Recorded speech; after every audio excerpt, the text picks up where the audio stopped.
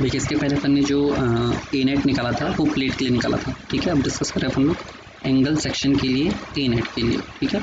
Angle section निकालेंगे, angle section के लिए हम लोग को ए नेट की वैल्यू निकालेंगे, ठीक है। इसमें देखिए अलग अलग कंडीशंस होती है, तो कंडीशन स्टार्ट करने से पहले अपन बात कर लेते हैं कि जो आपका एंगल होता है, ठीक है, एंगल सेक्शन जो होता है, जब हम इसमें एरिया कैलकुलेट करते हैं, जब इसमें एरिया कैलकुलेट करते हैं तो इसमें हमें एज्यूम करना होता है, इसमें हमें क्या एज्यूम करना होता है कि हमारी जो दोनों लेग है, हमारी जो दोनों लेग है, ठीक है, याली लेग और याली लेग, जो आपको लेग दिख रही है ये याली लेग हो गई आपकी और दूसरी याली लेग, इन दोनों लेग को आपको एज्यूम क्या करना पड़ता है कि ये रेक्टेंगुलर शेप की होती है। क्या? ये रेक्टेंगुलर शेप की होती है, ठीक है। बट एक्चुअली में इसका जो शेप होता है, ठीक है, बट एक्चुअली में जो इसका शेप होता है, यदि मैं यहीं पर इसे ड्रॉ करके दिखाऊं तो ये कुछ इस प्रकार से कर्वदार होता है ना, और यहाँ पर भी इस प्रकार से इसमें कर्व बना रहता है ना। आपके स्टील टेबल में डायग्राम बना हुआ होगा एंगल सेक्शन का, आप वहाँ से चेकआउट कर लीजिएगा, ठीक है। बाकी अभी आपको इमेज इसकी देखने को मिल जाएगी, इस प्रकार का इसमें कर्व बना होता है। ऐसे कॉर्नर्स या पॉइंटेड एज नहीं होते हैं किसमें, एंगल सेक्शन में, ठीक है। बट अभी इसे हमें एज्यूम करना होता है यहाँ पर कि ये रेक्टेंगुलर शेप का होता है, ठीक है। किस चीज़ के लिए एज्यूम करना है? केवल और केवल एरिया कैलकुलेट करने के लिए, एरिया को कैलकुलेट करने के लिए, ठीक है। अब देखिए इसमें एरिया किस प्रकार से निकालेंगे अपन, देख लेते हैं अपन इसमें एरिया कैसे निकालना है। देखो पहला जो लेग, माना जो पहला जो ये लेग है,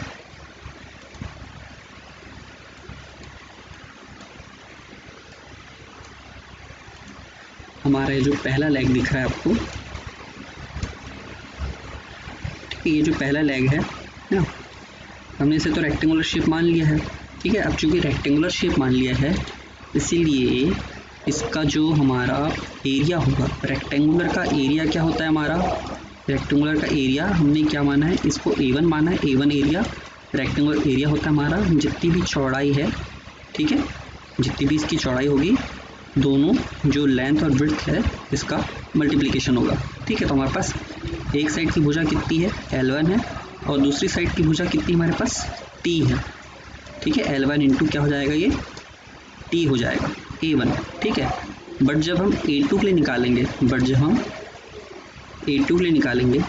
तो हमारा A2 यहाँ से बन रहा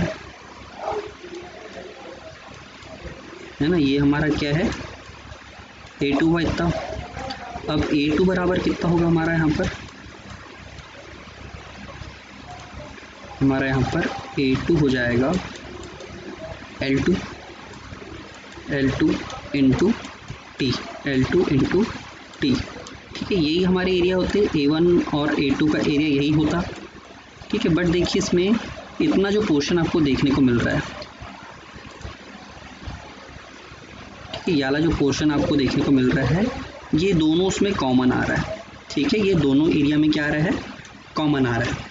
अब हमें इसे क्या करना होगा, इस कॉमन एरिया को दोनों को अलग अलग करके देना होगा, ठीक है। तो हम लोग क्या करते हैं, इस एरिया को हम लोग क्या करते हैं, मैं इसे यहाँ पर जूम करके दिखा देता हूँ, ठीक है, यहाँ पर इसे ड्रॉ करके दिखा देता हूँ।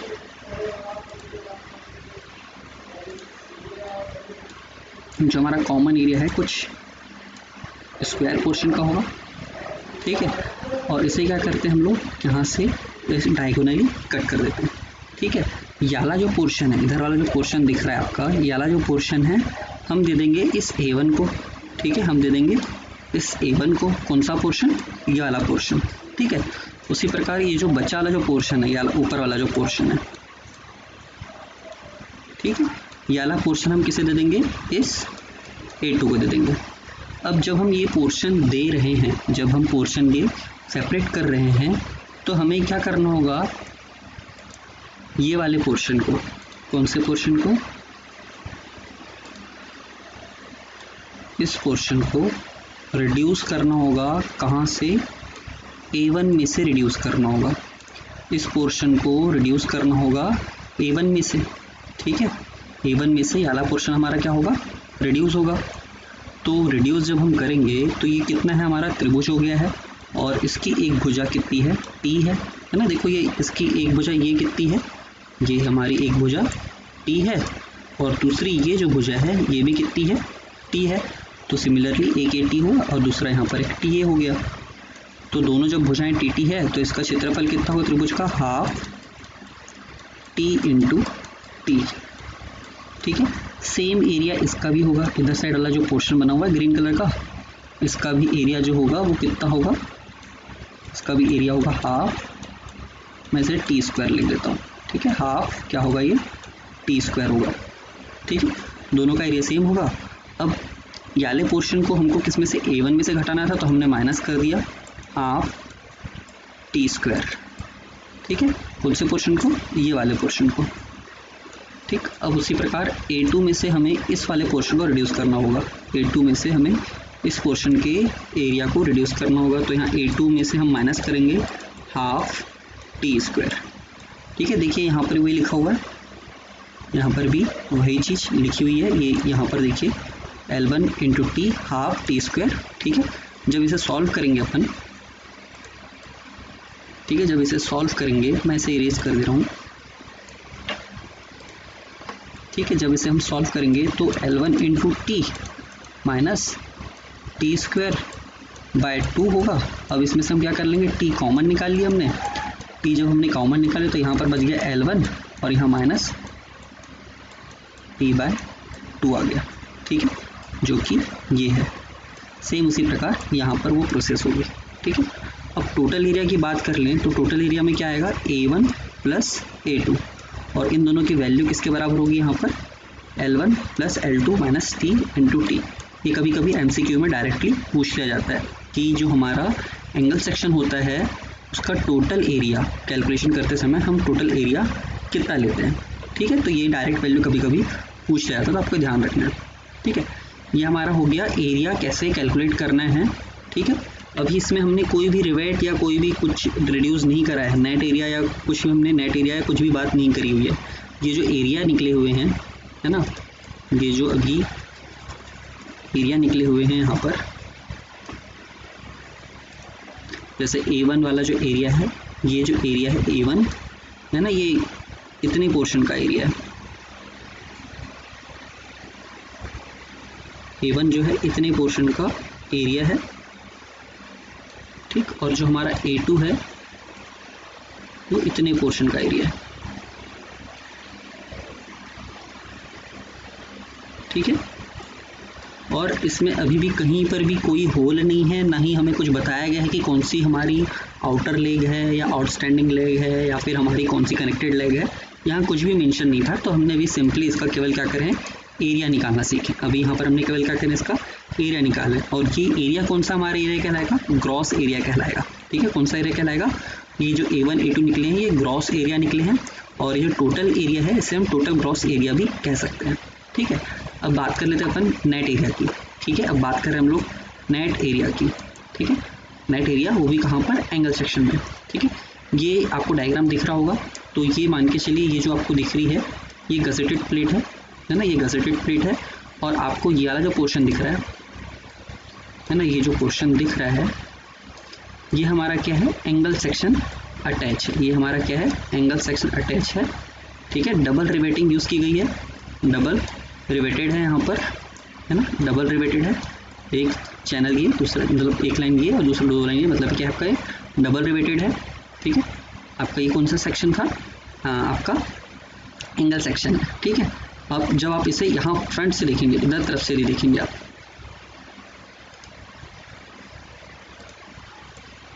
जब आप इसे यहाँ इस तरफ से देखेंगे, यहाँ से भी आप देखेंगे, तो आपको कुछ सेक्शन इस प्रकार का देखने को मिलेगा।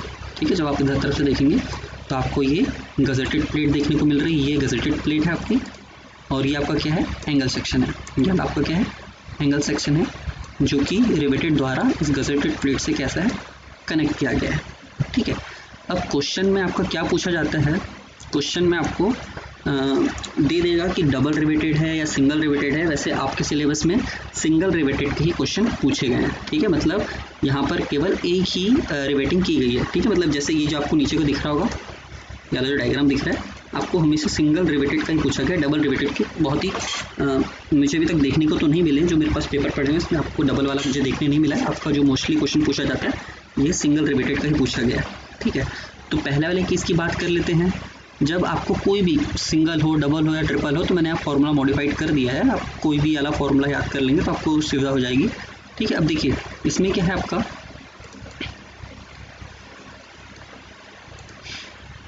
देखो इसमें हमारा जो फॉर्मूला है किसका, ए नेट का, ए नेट इफेक्टिव का जो फॉर्मूला है वो होता है A1, मतलब जो भी कनेक्टेड लेग है, जो भी कनेक्टेड लेग है उसका नेट एरिया। अब नेट एरिया क्यों आ गया, क्योंकि इसमें हमने होल किया है, इसमें हमने क्या करा है, रिवेट से होल करा है, इसलिए हमें यहाँ पर नेट एरिया निकालना होगा। ठीक है, प्लस के इंटू A2 हमारा क्या होगा, ये वाला पोर्शन, यानी जो आउटस्टैंडिंग लेग है इसका एरिया। अब यहाँ पर के क्यों आया, के आया है आप लोगों ने पहले बताया था जब स्टार्टिंग हुई थी, इंट्रोडक्शन हुआ था, तो उसमें मैंने शियर लेग का जिक्र किया था, शियर लेग का जिक्र करा था, जिसमें हमारी बॉडी कैसी हो रही थी, डिफॉर्म हो रही थी, जिसमें हमारी बॉडी कैसी हो रही थी, डिफॉर्म हो रही थी, फोर्स, टेंसाइल फोर्स लगने के कारण। ठीक है, जब टेंसाइल फोर्स लगने के कारण डिफॉर्म हो रही थी, तो उसी कारण हम लोग यहाँ पर क्या करते हैं, के का यूज़ करते हैं, और उस के की वैल्यू ये होती है। ठीक है, के की वैल्यू ये होती है, बट ये के की वैल्यू हर जगह सेम नहीं होती है, बट ये के की वैल्यू हर जगह सेम नहीं होती है, आपको कंडीशंस याद रखना होगा। ठीक है, ये के की वैल्यू कब की है, ये के की वैल्यू आपको ध्यान रखना है जब आपका केवल और केवल सिंगल एंगल यूज़ किया गया हो। कौन सा यूज़ किया गया हो, सिंगल एंगल सेक्शन यूज़ किया गया हो, या फिर इसे आप ऐसा कह सकते हैं कि ऐसा कनेक्शन या ऐसा जॉइंट जिसमें किसी भी प्रकार का आपका टैकिंग रिवेट यूज़ नहीं किया गया हो। कौन सा रिवेट, ये लिखा हुआ है यहाँ पर मैंने, टैकिंग रिवेट यूज़ नहीं किया गया हो, TACKING। ठीक है, किसी प्रकार का टैकिंग रिवेट यूज़ नहीं किया गया हो।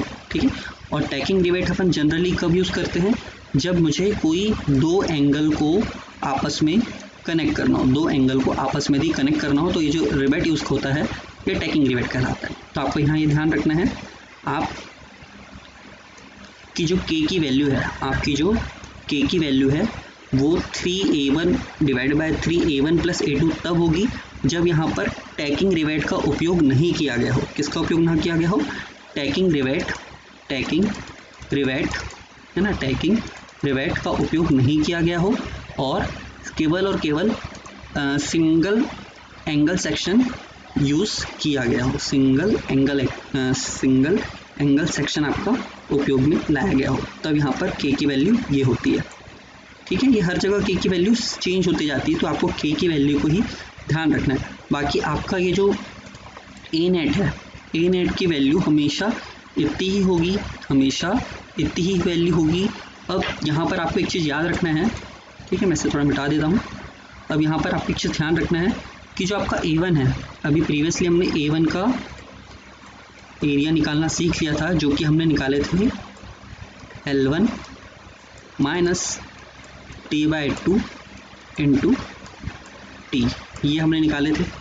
अब जब नेट एरिया की बात हो रही है, तो हमारा इस एरिया में से हमें ये जो दिख रहा है आपको रिवेट, यहाँ पर ये रिवेट होल किया गया होगा, ये जो रिवेट होल किया गया होगा, तो जितने भी रिवेट होल किए गए हैं उनकी कुछ ना कुछ डाया होगी, तो हमें वहाँ पर एरिया निकालना होगा, तो डाया इंटू टी। ठीक है, ये आपका एरिया निकलेगा। इस जितनी भी थिकनेस प्लेट की थिकनेस, जो एंगल है, जो कनेक्टेड लेग है उसकी थिकनेस, कनेक्टेड लेग की थिकनेस, और जितना होल किया गया है रिवेट के लिए वो दोनों को इंटू करेंगे तो अपने को क्या मिल जाएगा, इसका एरिया मिल जाएगा, इस होल का क्या मिल जाएगा, एरिया मिल जाएगा। अब जैसे इस वाली आपको जो इमेज दिख रही है डबल रिवेटिंग है, तो यहाँ पर एन की वैल्यू कितनी जाएगी, आपकी एन डैश की वैल्यू हो जाएगी यहाँ पर 2, एन डैश की वैल्यू कितनी हो जाएगी यहाँ पर 2। बट यदि यहाँ पर केवल सिंगल होता,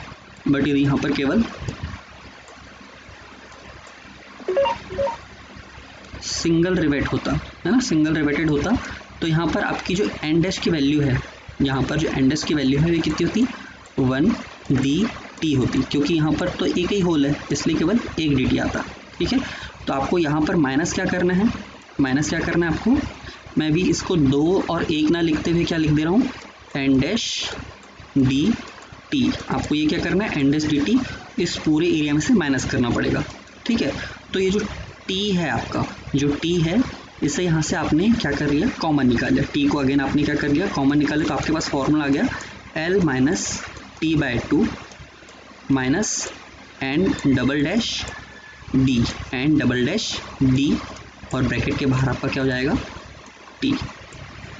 ठीक है, जो कि यहाँ पर आपका फॉर्मूला लिखा हुआ है, जो कि आपका फॉर्मूला यहाँ पर लिखा हुआ है। ठीक है, मैंने यहाँ पर साफ आपको यहाँ आपकी सुविधा के लिए लिख भी दिया है कि जो हमारा एन डबल डैश है, जो हमारा एन डबल डैश है, जहाँ पर हमारा ये जो एन डबल डैश है वो कब 1 होगा, कब 2 होगा। 1 आपको लेना है सिंगल रिवेटेड दिया है तब, और 2 लेना है आपको कब, जब डबल रिवेटेड दिया हुआ है तब। यदि आपको ट्रिपल दिया हुआ है, ट्रिपल रिवेटेड है, तो आपको एन की वैल्यू 3 हो जाएगी। 4 दिया तो 4 लेनी है आपको। इस प्रकार से आपको यहाँ पर वैल्यू बदलते रहनी है। ठीक है, ध्यान रखना है आपको। अब जो हमारा A2 निकलता है, A2 में किसी भी प्रकार का, देखो यहाँ पर किसी भी प्रकार का कोई भी हमने होल नहीं किया गया है, तो इसका जो हमने A2 कैलकुलेट किया था वो एज इट इज़ फॉर्मूला आएगा। तो आपको याद रखना है, आउटस्टैंडिंग लेग में किसी प्रकार का कोई भी डिडक्शन, एरिया में डिडक्शन नहीं होता है। ठीक है, वही आपका फॉर्मूला क्या होता है, L2 टी बाई 2 ब्रैकेट के बाहर टी। ये इसमें कोई भी डिडक्शन नहीं होगा इस वाले फॉर्मूले में। ठीक है, किसके लिए, A2 के लिए। मतलब आपका जो आउटस्टैंडिंग लेग है, मतलब जो बाहरी लेग होती है, आउटस्टैंडिंग लेग कहलाती है। जो बाहरी लेग होती है क्या कहलाती है, आपकी आउटस्टैंड लेग कहलाती है। जो बाहरी लेग होती है उसे आउटस्टैंड लेग कहते हैं। इसके एरिया में कोई भी परिवर्तन नहीं आएगा। और के की वैल्यू इस वाली कंडीशन के लिए ये है। ठीक है, मैंने के की वैल्यू बता दी आपको। के की वैल्यू किस चीज़ों के लिए है, जब सिंगल एंगल यूज़ हो, जब आपका सिंगल एंगल सेक्शन यूज़ हो और उसमें कोई भी टैकिंग रिवेट नॉट यूज्ड है ना, या उपयोग में नहीं लाया गया हो। ठीक है, जब टैकिंग रिवेट उपयोग में नहीं लाया गया हो तब ये हमारी के की वैल्यू होती है। ठीक है,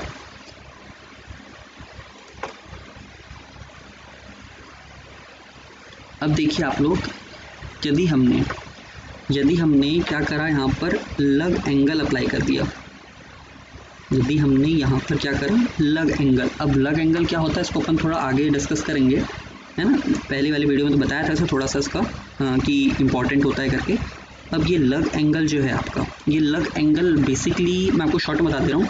ये लग एंगल उपयोग किया जाता है हमारा सिर्फ और सिर्फ जो हमारा शेयर लेग आ रही थी, जो हमारी डिफॉर्म हो रही थी बॉडी, उसको नियंत्रित करने के लिए, उसको कंट्रोल करने के लिए हम लोग लग एंगल का उपयोग करते हैं, ताकि हमारी जो बॉडी में डिफॉर्मेशन आ रहा था वो डिफॉर्मेशन ना आए। इसलिए हम लोग क्या करते हैं, लग एंगल का यूज़ करते हैं। तो लग एंगल का जब हमने यूज़ कर लिया, हमारी बॉडी में कोई डिफॉर्मेशन नहीं आया, तो जो हम के ले रहे थे यहाँ पर, उसकी वैल्यू क्या हो जाती है, 1 हो जाती है। जब हम लग एंगल लगाते हैं तो हमारी जो के की वैल्यू है ये कैसे हो जाती है, 1 हो जाती है। और के की वैल्यू किसके कारण आ रही थी, आपकी शेयर लेग के कारण आ रही थी, शेयर लेग के कारण आ रही थी। और शेयर लेग चूँकि रहा नहीं, क्योंकि हमने यहाँ पर क्या कर दिया, लग एंगल लगा दिया है, इसलिए के की वैल्यू कितनी जाएगी, 1 हो जाएगी। ये आपको ध्यान रखना है। ठीक है, इसी प्रकार देखिए जो दूसरा इसके बाद तीसरा जो केस है हमारा, तीसरे केस में क्या है कि यदि हमने कोई डबल एंगल सेक्शन, ठीक है, डबल एंगल सेक्शन, वो भी हमने क्या करा है, सेम साइड यूज़ करा है, एक ही तरफ। ठीक है, एक ही तरफ हमने यूज़ करा हुआ है। और यहाँ जो इनको हमने कनेक्टिंग जो रिवेट यूज़ करा है वो कौन सा रिवेट, हमारा टैकिंग रिवेट आ गया। ठीक है, ध्यान देना, टैकिंग रिवेट आ गया है। यहाँ पर आपने जो कनेक्ट करा है इसे टैकिंग रिवेट की कनेक्ट यूज़ करा हुआ है। ठीक, यदि क्वेश्चन में कहे कि टैकिंग रिवेट प्रयोग किया गया है, या फिर कहे कि डबल एंगल सेक्शन यूज़ किया गया है जो कि सेम साइड है, जो कि सेम साइड है, तो आपको जो के की वैल्यू है, तो जो आपको जो के की वैल्यू है वो ये हो जाती है 5a1 upon 5a1 plus a2। ठीक है, बस यहाँ 3 की जगह क्या हो जाता है, आपका 5 हो जाता है। 3 की जगह क्या हो जाता है, यहाँ पर 5 हो जाता है। ये आपको याद रखना है। ठीक है, अब इस डबल एंगल की जगह कभी कभी क्वेश्चन में क्या बोल देता है कि टी सेक्शन अटैच है। कौन सा सेक्शन अटैच है, टी सेक्शन अटैच है। ठीक है, टी सेक्शन जब अटैच है तो भी आपको के की वैल्यू इतनी ही लेनी है। ठीक है, यदि टी भी कह दे तो टी की जगह भी आपको ये के की वैल्यू चेंज कर देनी है। आपको क्या लेना है, 5a1 upon 5a1 plus a2। बाकी सारी चीज़ें एज इट इज़ रहेगी, आपका ए नेट भी उतना ही रहेगा, है ना। और आपका A1 और A2 निकालने की मेथड भी सेम रहेगी जो अपने प्रीवियसली डिस्कस किया हुआ है, ठीक है। उसी प्रकार जो अगला जो केस है हमारा, अगले केस में भी आपका देखिए यहाँ डबल एंगल तो यूज़ किया गया है, ठीक है, बट बैक टू बैक है ये, क्या है ये, बैक टू बैक एंगल आपने यूज़ करा हुआ है, ठीक है। जब back to back angle section use होता है, जब back to back angle section use होता है ना, या फिर जब डबल टी सेक्शन यूज़ होता है वो भी कौन सा, बैक टू बैक, है ना, जब डबल टी सेक्शन यूज़ हो रहा है वो भी कौन सा, बैक टू बैक यूज़ हो रहा है, तो हमारी के की वैल्यू 1 हो जाती है, ठीक है। बैक टू बैक से याद रखना है आपको कि के की वैल्यू कितनी हो जाती है आपकी, 1 हो जाती है, ठीक है। जब के की वैल्यू 1 हो जाएगी तो आपका ए नेट जो इफेक्टिव है वो क्या हो जाएगा, आपका A1 प्लस A2 हो जाएगा। बाकी जो आपका एरिया कैलकुलेशन है वो सेम एज इट इज़ रहेगा। आपको ध्यान देना है कि आपने कितने रिवेट का यूज़ किया है, कितनी आपको यहाँ पर डाया और थिकनेस का इंटू करके रिड्यूस करना है, ये सारी चीज़ अपने को क्वेश्चन में भी क्लियर हो जाएगी। पर आपको ये ध्यान रखना है कि यहाँ पर डायग्राम से क्लियर हो जाएगा कि आपको कितनी थिकनेस लेकर इसमें से रिड्यूस करना है, ठीक है। ये A1 A2 प्रीवियस डिस्कस कर चुके हैं, आगे जो भी न्यूमेरिकल में आएगा फिर अपन वहाँ पर भी देख लेंगे, ठीक है। बस इसमें इतना ही था आपका, किसमें, आपका ये एंगल सेक्शन में, ठीक।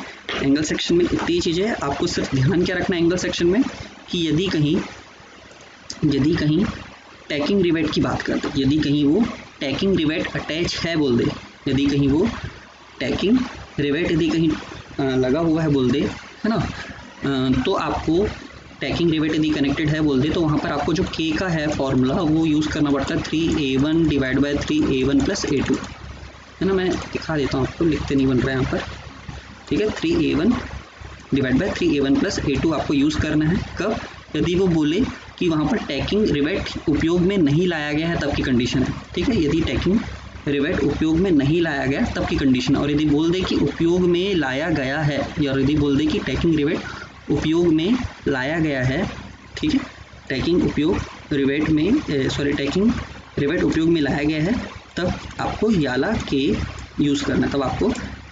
यूज़ करना है, बाकी ए नेट निकालना सेम आपको वैसे ही है, एज इट इज़ निकालना है, ठीक है। और ये के क्यों निकालते हैं अपन, ये आगे जब न्यूमेरिकल करेंगे तो सारी चीज़ आपको क्लियर हो जाएगी, ठीक है। आई थिंक ये क्लियर हो गया होगा काफ़ी कुछ, और जब फिर इसका न्यूमेरिकल करेंगे तो और काफ़ी सारी चीज़ें क्लियर होते चल जाएगी, ठीक है। Thank you.